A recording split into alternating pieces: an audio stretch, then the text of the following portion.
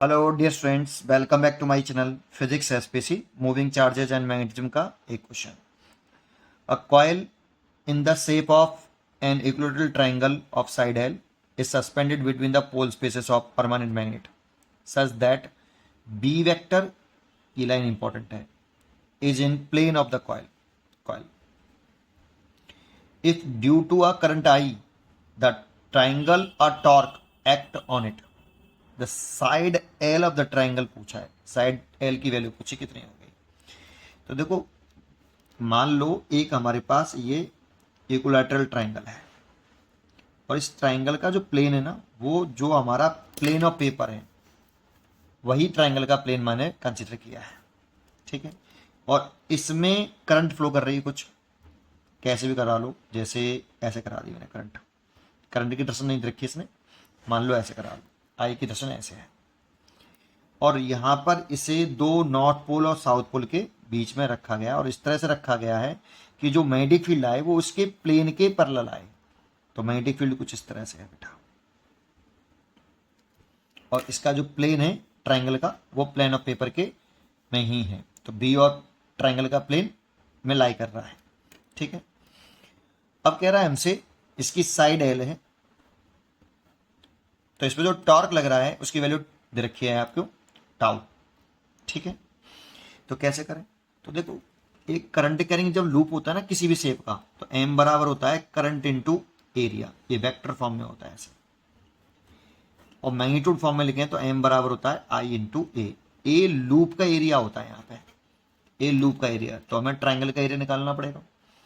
ठीक है, टॉर्क का जो फॉर्मूला होता है tau is equal to, vector form में लिखें तो M vector cross B vector होता है। तो अगर हम यहां पर एम क्रॉस बी की डायरेक्शन चेक कर लें कि एम और बी क्रॉस बी की डायरेक्शन किधर है, तो टॉर्क की डायरेक्शन निकल आएगी। तो टॉय इज इक्वल टू लिख सकते हैं, टॉर्क की डायरेक्शन पूछी नहीं है, मैग्नीट्यूड पूछा है, तो इसे लिख सकते हैं मैग्नीट्यूड में एम बी साइन थीटा। ऐसे यहाँ पे theta angle between magnetic moment and magnetic field की डायरेक्शन। तो सबसे पहले आपको मैग्नेटिक मोमेंट की डायरेक्शन निकालनी पड़ेगी। और मैग्नेटिक मोमेंट की डायरेक्शन कैसे निकालते हैं? राइट हैंड से निकाल लो। करंट की डायरेक्शन में जिधर करंट घूम रहा हो, करंट की डायरेक्शन में अपनी फिंगर को घुमाओ। तो देखो करंट कैसे घूम रहा है आपका, एंटी क्लॉकवाइज घूम रहा है, तो आपकी फिंगर को आप एंटी क्लॉकवाइज डायरेक्शन में, राइट हैंड की फिंगर को एंटी क्लॉकवाइज डायरेक्शन में घुमाइए। जिधर थंब आता है उधर मैग्नेटिक फील्ड की डायरेक्शन होती है, मैग्नेटिक मोमेंट की डायरेक्शन होती है। मैग्नेटिक मोमेंट हमेशा लूप के प्लेन के परपेंडिकुलर होता है, तो मैग्नेटिक मोमेंट तो इधर आ रहा है ऊपर की तरफ ऐसे एम, और एम की डायरेक्शन हो गई ऊपर और बी हो गया प्लेन के पैरेलल ऐसे। तो थीटा हो गया 90 डिग्री। यहाँ पे टॉर्क लिखें तो टॉय बराबर एम की वैल्यू पुट करें तो करंट इनटू लूप का एरिया और मैग्नेटिक फील्ड, और एंगल हो गया 90 डिग्री।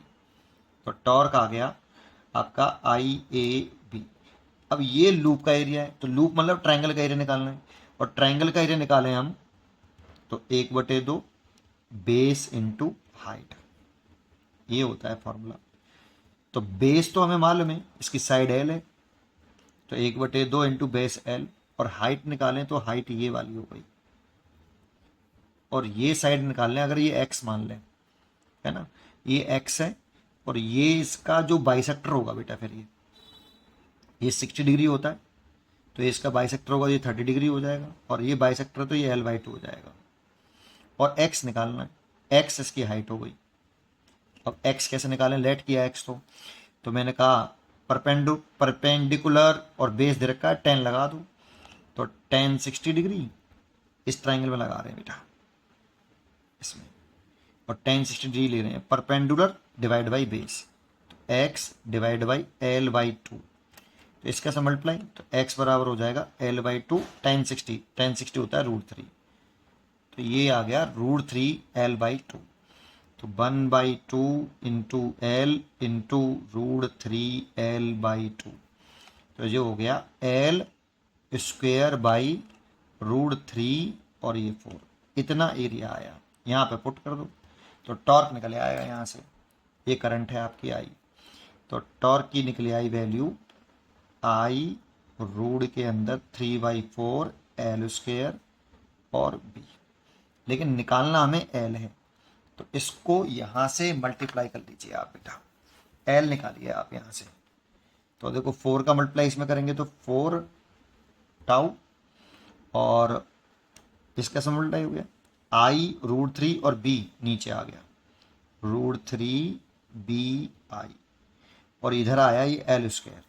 तो L is equal to root ले लेंगे पूरे का 4 tau divided by root 3 B I, ये बाहर आ जाएगा। तो ये 2 हो गया रूट के अंदर, ये टाउ और ये रूट 3 और ये बी आई। रूट का मतलब क्या होता है 1/2, तो root 2 tau root 3 B I की पावर 1/2, ये चॉइस हो गई। ठीक है, तो इसीलिए इसकी जो चॉइस हुई वो हो गई सी चॉइस। ठीक है, सी चॉइस इज करेक्ट। पढ़ते रहिए और खुश रहिए।